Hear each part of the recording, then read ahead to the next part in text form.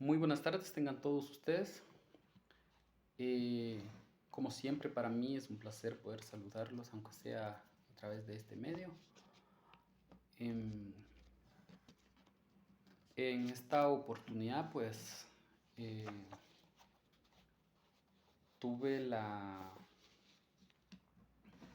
idea de poderles compartir un pequeño análisis jurídico doctrinario sobre un fenómeno que es típico por estas fechas. Y, y bueno, yo he llamado a esta presentación eh, como consecuencias jurídico-social eh, de la conducta eh, antisocial de conducir en estado de ebriedad. Mm, o bajo efectos de otro tipo de estupefacientes. Y, y bueno, eh, no quisiera dejar pasar la oportunidad para decir que el objeto de esta pequeña investigación que pues voy a tratar de implementar los pasos de la metodología científica para poder eh, concluir con algunas propuestas que persigo proponer como solución.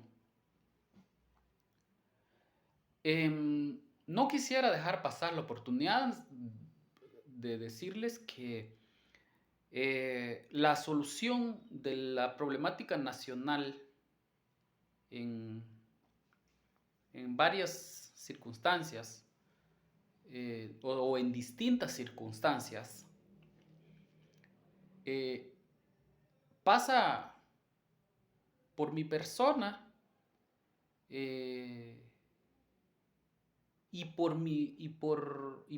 mis compañeros, pero digamos en lo que concierne a los conceptos jurídicos de interpretación de la norma, de creación de la norma, de este, poder hacer notar la ausencia eh, de alguna legislación sobre algún tema un tema en particular. Pero hay asuntos o hay cuestiones que pues están en manos de de otros expertos. Por ejemplo, la dogmatización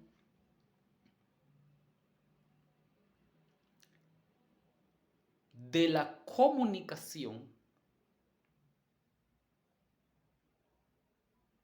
eso, ese fenómeno ciertamente es un fenómeno de carácter social, pero nosotros no tenemos la especialización para poder ofrecer soluciones.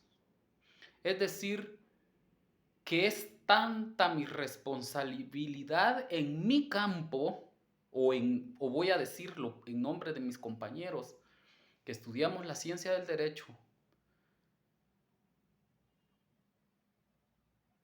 eh, es nuestra responsabilidad esto, pero aquello es de otra especialización.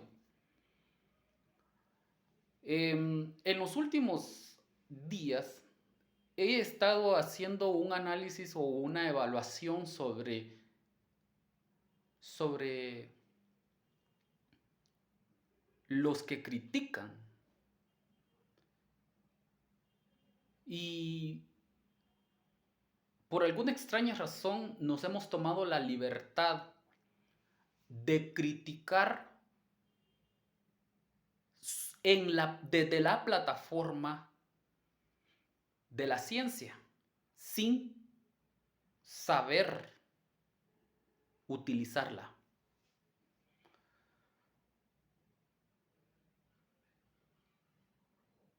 Voy a poner un ejemplo a manera de que se comprenda. Decimos nosotros que juzgamos a X persona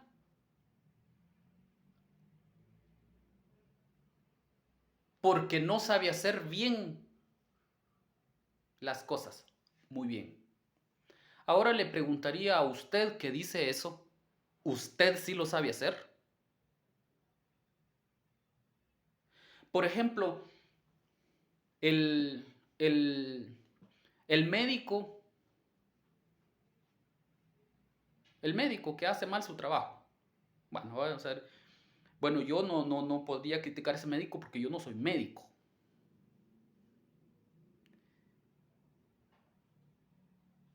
Entonces,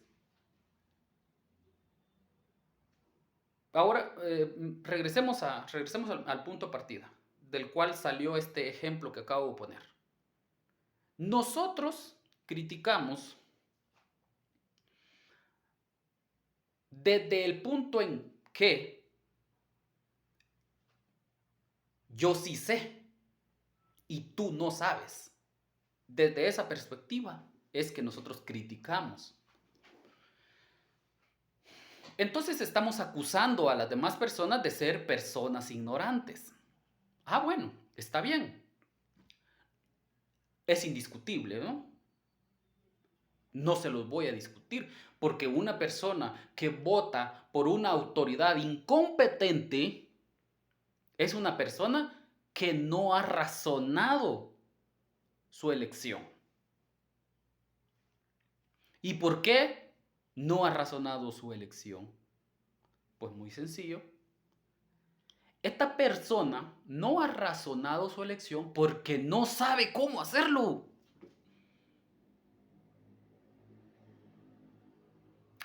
Ah, pero les quiero traer una novedad a todos los críticos.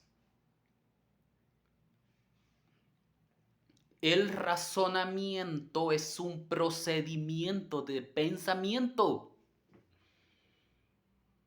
Siempre hemos dicho nosotros que nosotros queremos una educación que nos enseña a pensar y no a obedecer. Pero nosotros mismos no enseñamos a pensar. Pero nosotros mismos, que supuestamente sabemos pensar, no enseñamos el razonamiento. Y el razonamiento es un procedimiento metodológico que hay que aprenderlo utilizando las leyes de la lógica formal.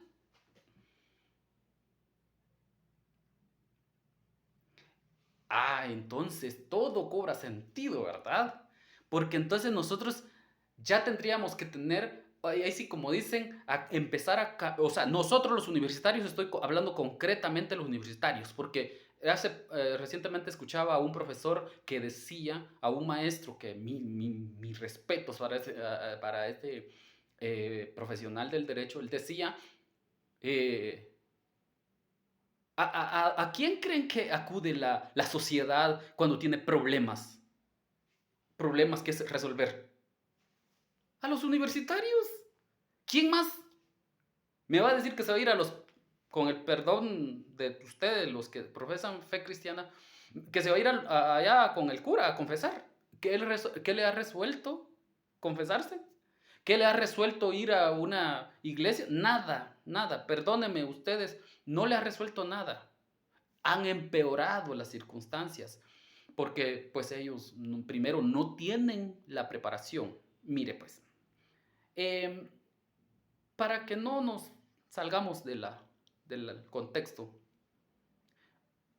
voy a dejarlos con un pensamiento de Jesús que decía que a César lo que es de César y a Dios lo que es de Dios. O sea, los asuntos de carácter espiritual pues se van a tratar con este tipo de personas. Pero los fenómenos de carácter físico que, mire, por más que usted le diga como 100,000 veces que rece el Padre Nuestro a un borracho, a ese no se le pasa la borrachera. Tal vez dándole leche, tal vez se le pasa el efecto. Debo de estar seguro de que ese es un resultado palpable, un efecto que sí, ¿verdad? O sea, si usted se toma la leche y ¡pum!, le corta los efectos. Materialmente, nosotros existimos para solucionar problemas a través de la ciencia.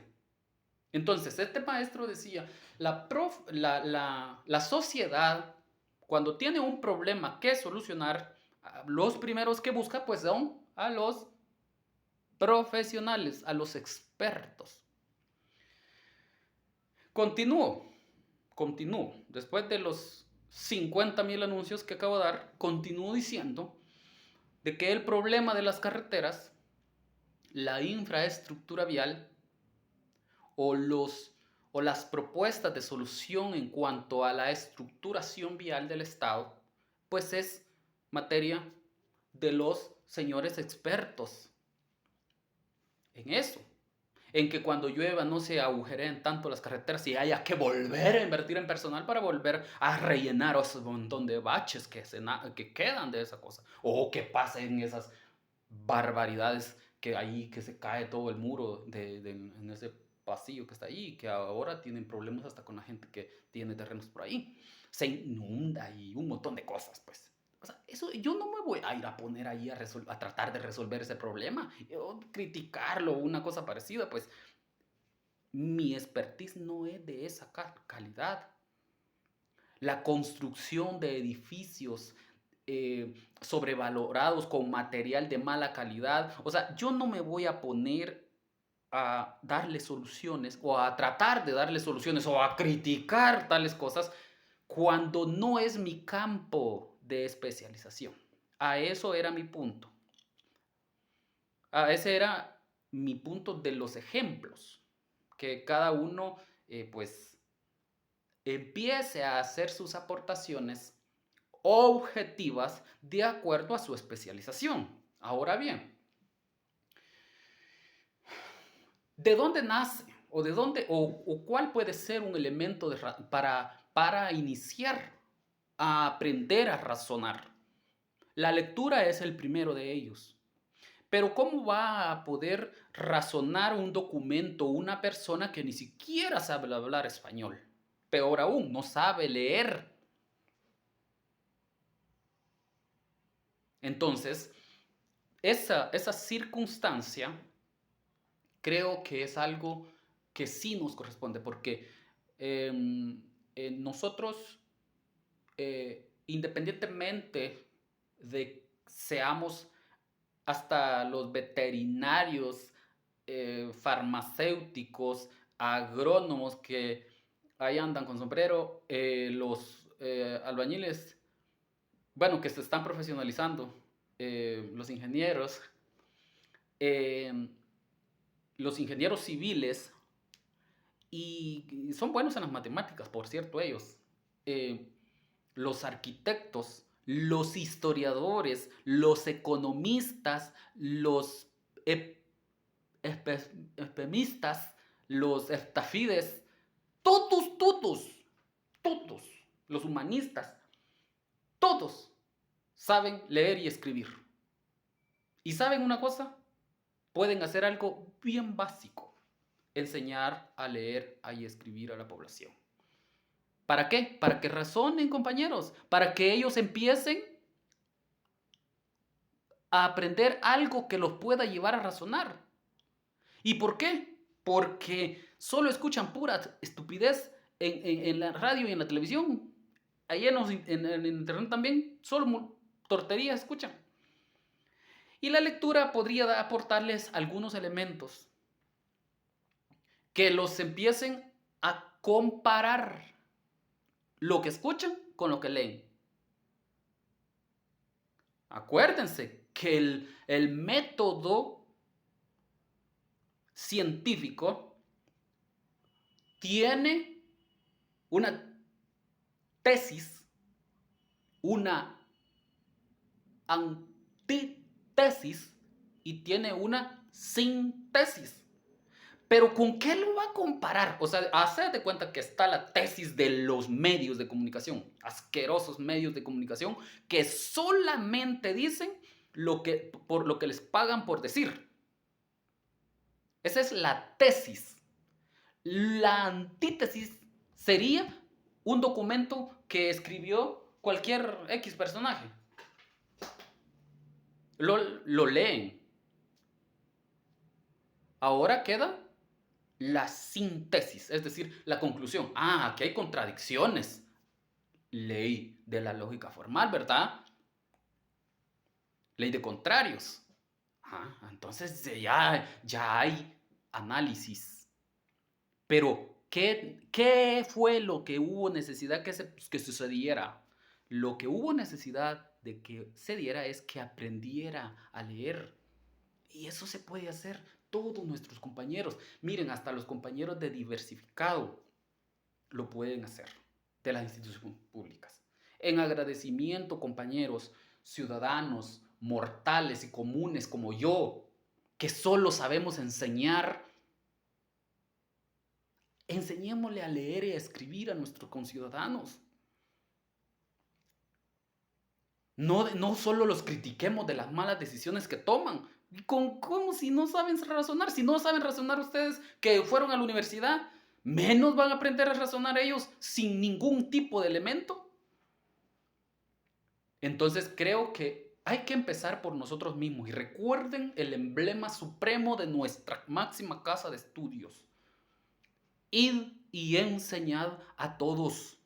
Id y enseñad a todos. Y nos hemos hecho los desentendidos con nuestro máximo postulado. Bien, muy bien. Perdón por esta gran introducción, que terrible. Yo les quiero plantear el problema. Bueno, la metodología científica, en primer lugar, en primer lugar, lo que exige es exponer el problema. ¿Cuál es el problema? Conducir en estado de ebriedad. ¿Cuál es el tiempo, el periodo? Es mes de marzo, abril. En la delimitación del problema, marzo y abril. ¿Por qué? Porque hay Semana Santa. La Semana Santa, por lo regular, pues hace mucho calor, las personas viajan al interior de la República, las carreteras se llenan de automovilistas viajando hacia otro territorio en busca de agua para enfriarse y de paso beber licor. Y entonces siempre terminamos las semanas mayores, las terminamos con altos índices de mortalidad por imprudencia a la hora de meterse al agua y se ahogan. Y la otra gran tasa de mortalidad, el gran índice, perdón, de mortalidad surge o nace de los accidentes viales, porque un alcohólico enfermizo se fue a estrellar con una familia que nada tenía que ver con la adicción del otro enfermo mental. Bien, entonces por eso es la necesidad. Bueno, ¿cuál es la unidad de análisis? Bueno, la unidad de análisis, según o siguiendo el plan de la metodología científica, es concretamente el artículo número 40 bis del decreto 132-96 de la ley de tránsito y su reglamento, en la cual establece que para poder determinar la, la comisión de la falta, se harán pruebas objetivas con la voluntad con la voluntad manifiesta o con orden judicial, con la voluntad manifiesta del individuo o de lo contrario con orden judicial. A las 11:30 de la noche que yo vengo de Huehuetenango, me vengo echando mis tragos y me para una patrulla una patrulla de la PNC sin competencia jurisdiccional para sancionarme haciendo uso de la ley de tránsito, por ejemplo, ¿verdad? Sin ninguna herramienta que pueda determinar el grado de licor en mi sangre. A lo mejor solamente tomé un sorbo de cerveza, ¿verdad? Pero traigo olor a licor. ¿Cómo va a determinar esos agentes? Van a determinar que efectivamente yo conduzco bajo efecto de licor.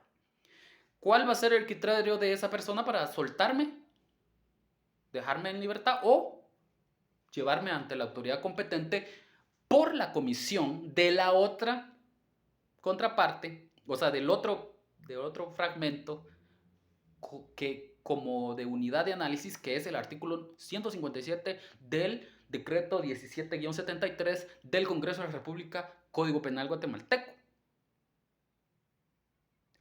Por el delito de, ya no es una falta, delito de responsabilidad de conductores.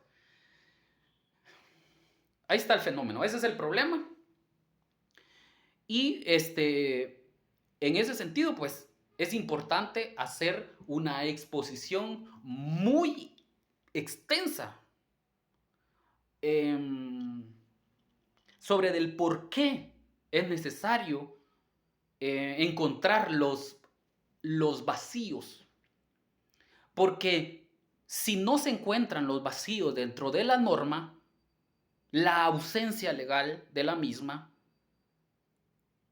conlleva o implica que los individuos no se puedan controlar o la conducta no se pueda regular. Por lo tanto, hay necesidad de hacer uso de la teoría del derecho. Y la teoría del derecho, en primer lugar, determina, o mejor dicho, involucra la filosofía del derecho, es decir, las razones del por qué. Yo quisiera, a manera de poder darme a entender al respecto de esta parte, quisiera citar a Nicolás de Maquiavelo en su obra del Príncipe, en el capítulo número 17, se denomina de la crueldad y la clemencia. Dice, los hombres tienen menos cuidado de ofender a uno que se haga amar que a uno que se haga temer. Porque el amor es un vínculo de gratitud que los hombres perversos por naturaleza rompen cada vez que pueden beneficiarse. Pero el temor es el miedo al castigo. Vean pues, la necesidad de encontrar la ausencia legal o la necesidad de que exista una norma que regule una conducta estriba exactamente porque a los hombres no se les puede dejar ahí sueltos. Tienen que temer que de hacer lo contrario a lo establecido en la norma serán sancionados.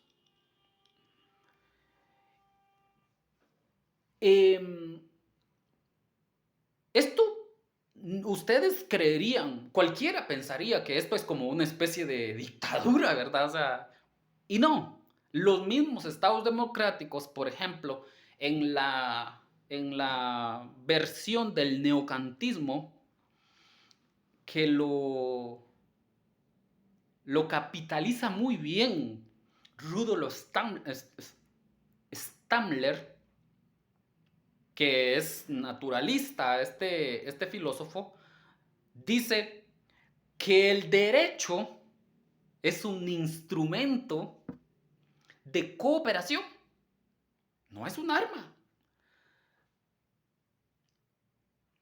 para satisfacer los deseos puramente subjetivos de los individuos. Por tanto, la idea de ajustar los deseos individuales a las finalidades de la comunidad tiene, pues, que ser un principio universal de regulación jurídica. ¿Escucharon bien? Es decir, ¿por qué razón necesitamos hacer análisis social, de conductas sociales en primer lugar y luego de la norma jurídica? Básicamente lo que está diciendo este neocantiano es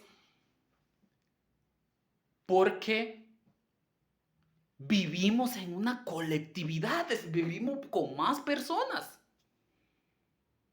Y como vivimos con más personas, mis deseos pasionales de querer andar creyéndome ahí en la jipeta, o sea, esa locura, y bien ebrio, o ahí sonando la música y ebrio y tirando a todo mundo, o sea, no puedo, no, o sea, yo me tengo que suscribir a los intereses de la comunidad.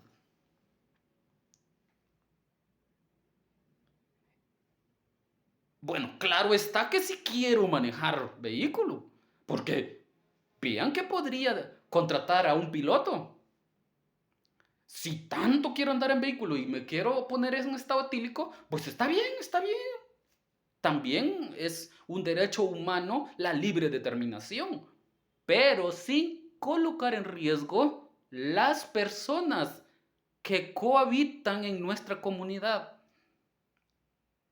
Esa es una razón fundamental. Bueno, pero nosotros estamos haciendo un análisis de la norma jurídica y de las razones del por qué hay que normar. Bueno, hay que normar pluralmente. Vamos a utilizar o vamos a traer un nuevo elemento. Y ese elemento es la declaración de la universalización de los derechos humanos. La universalización de los derechos humanos contrajo o conlleva el respeto de los ordenamientos jurídicos internos de los estados y de las personas de forma individual. Vaya, eso es una cosa muy complicada.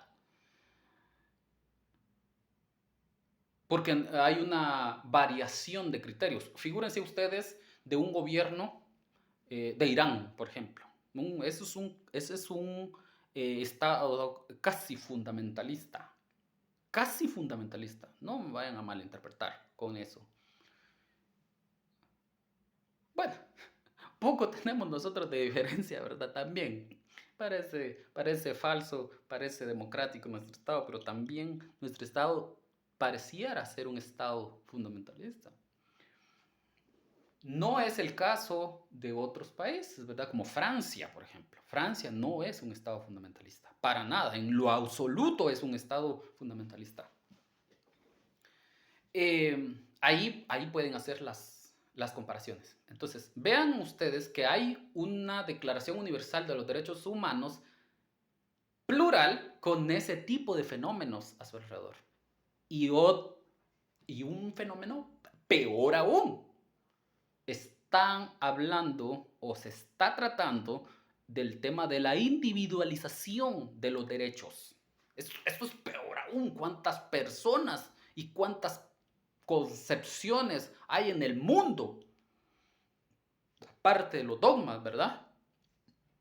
Entonces, la Declaración Universal de los Derechos Humanos ha creado o se crea desde un principio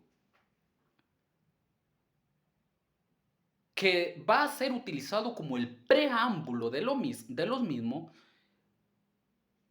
y es el siguiente. Todos los seres humanos nacen libres e iguales en la dignidad y los derechos. Bueno, a partir de ahí, pues se va a construir la generación de la protección de los derechos humanos y el derecho a exigir su cumplimiento de los individuales a los estados, de los estados hacia la comunidad internacional o de los particulares a la comunidad internacional. Una cosa muy terrible. Bien. Ahora al derecho constitucional. En relación a lo que venimos escuchando. El derecho constitucional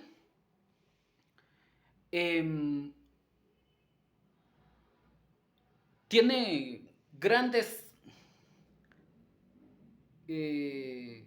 conflictos para algunos globalistas. Pero voy a dar mi percepción considerando lo dicho por Maurice Duverger en la obra que él le denominó Instituciones Políticas y Derecho Constitucional. Y vean lo que el distinguido maestro Duverger establece. Solo tiene un valor filosófico y moral que no establecen por sí mismo ningún derecho propiamente dicho, que puedan invocar los ciudadanos.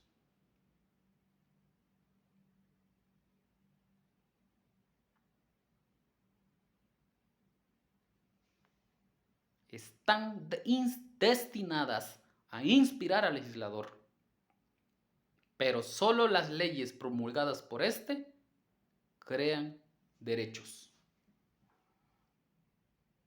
Esto es una definición filosófica del derecho constitucional.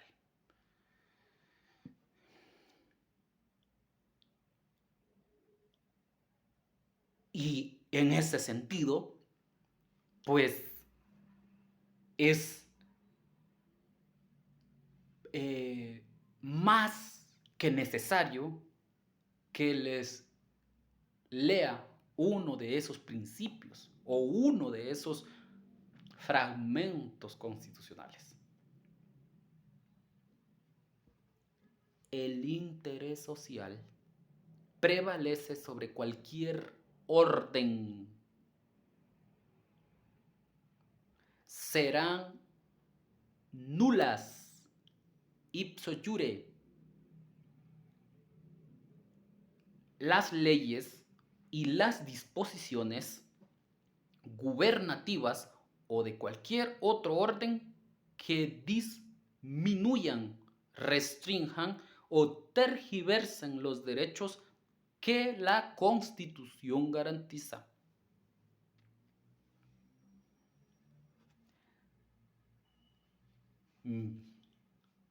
Habíamos dicho de lo delicado que era la relación de los estados con la legislación universal y los demás miembros de la comunidad internacional. Por eso, en ese contexto,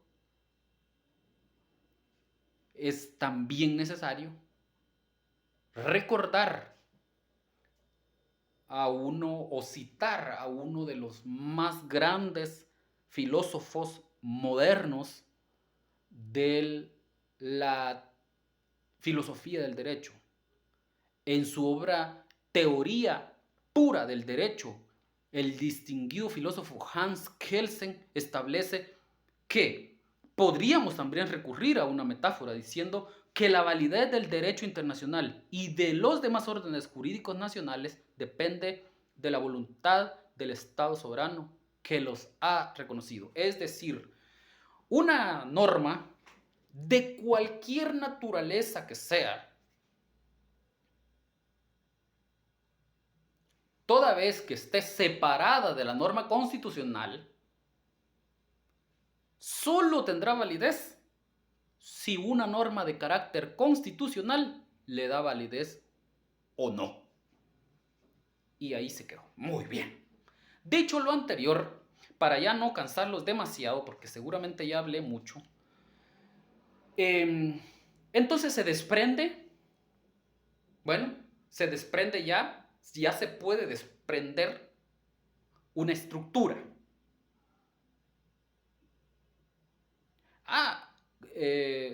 Ya esta estructura, pues esa sí ya la conocen todos, que es la pirámide de Kelsen. Esa es la famosa pirámide de Kelsen. Pero como nosotros tenemos unidad de análisis, entonces vamos en la ruta en la pirámide, vamos descendiendo hasta llegar a la norma que es una norma reglamentaria. Acuérdense de la pirámide que desciende según su rango. Entonces, se pasa por el derecho administrativo como un órgano, como un derecho especializado en la regulación de la conducta de las autoridades o de los funcionarios públicos en relación con los particulares.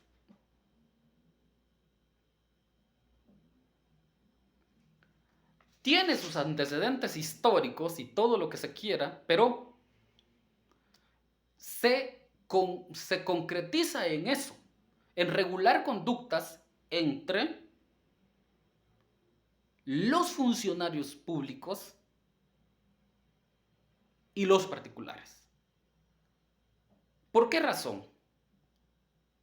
Porque la unidad de análisis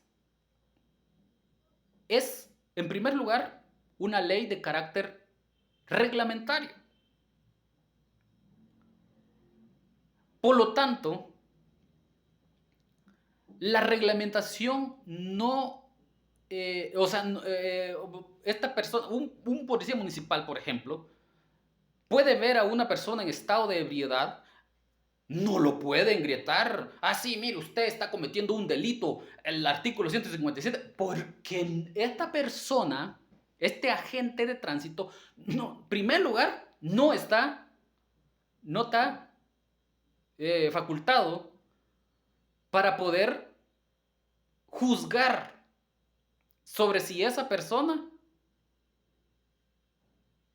efectivamente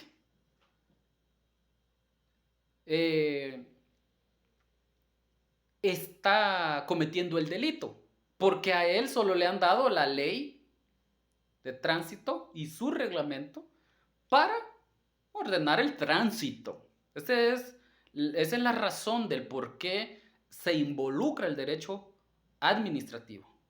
Entonces, entra en juego una relación entre un funcionario, una relación administrativa entre un funcionario y un particular, fuera de la comisión de delitos de naturaleza jurídico público, que es ya donde entra la norma, el artículo 157.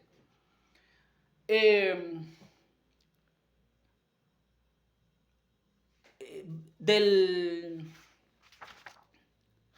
derecho procesal, ¿cómo se determina? ¿Qué es lo necesario? Bueno, la norma procesal es una norma de carácter ordinario, se desprende del derecho constitucional, pues ya se desprende el debido proceso, y dentro del debido proceso, para el análisis específico de nuestra unidad, que es el artículo 157, donde ya efectivamente se comete un delito, bueno, pues entonces obligadamente entra la materia procesal, pero no es cualquier proceso, hay proceso administrativo, hay proceso civil, es un procedimiento de naturaleza jurídico penal.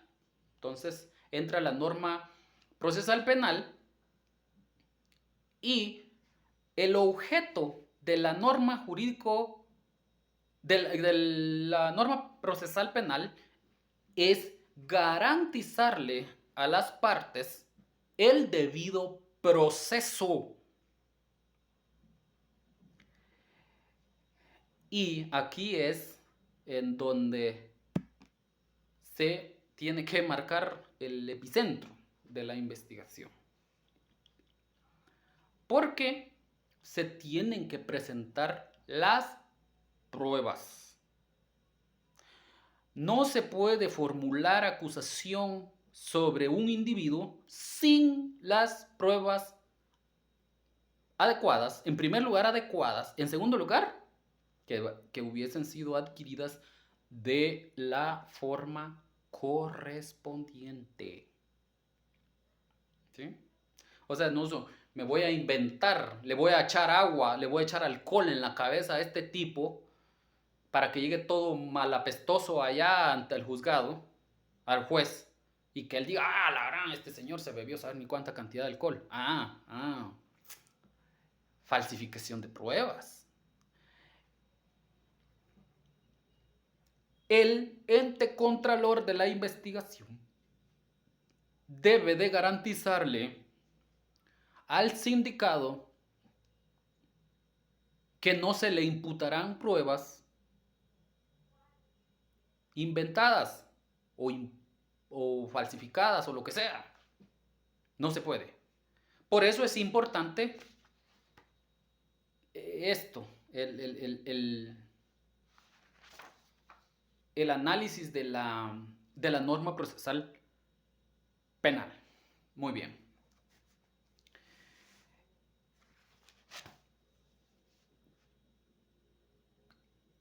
Cuando nos miramos en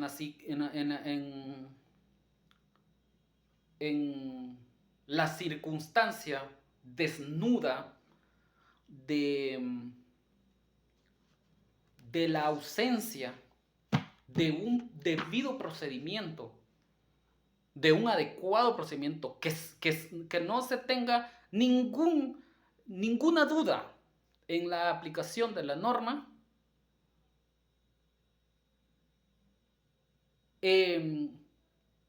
es donde surge la necesidad de que nosotros hagamos la propuesta. ¿Cuál es la propuesta?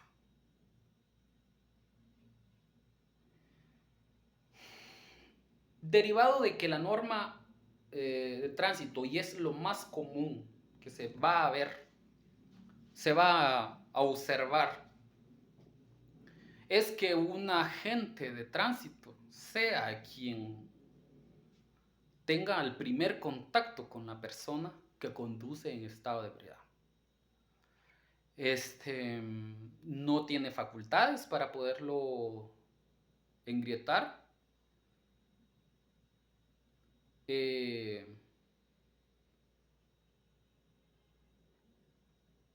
Y si no está preparado con su implementación, o sea, no tiene sus elementos adecuados para poder determinar el nivel de alcohol en la sangre, por ejemplo, pues esta persona se va a ver en graves problemas, porque no va a saber qué hacer con el individuo. Va a llamar a los agentes de la PNC y se van a presentar con las mismas circunstancias.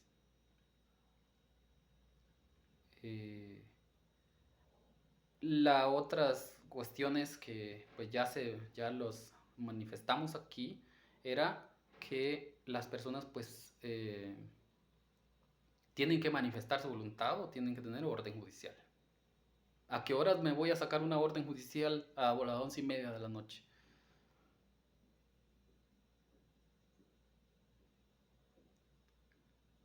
Y aceptar la comisión de un hecho delictivo, porque básicamente es un hecho delictivo conducir en estado de ebriedad, es una autoinculpación y eso es una violación a un derecho humano. Entonces,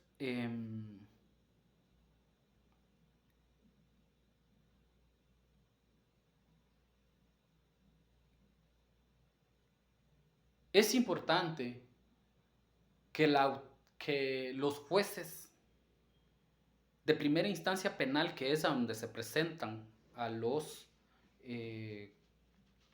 culpables de este tipo de delitos, le presten las herramientas que se puedan coordinar con las comisarías distritales. O sea, vas a hacerte cuenta que estamos aquí entre 3 municipios: Palín, Escuintla y el puerto de San José. En cualquiera de esos, digamos de aquí hasta el puerto, es muchísima gente de esa la que se mira, pues. Entonces, poder que ellos hagan sus debidas coordinaciones a manera de tener a la mano la emisión de orden judicial para poder proceder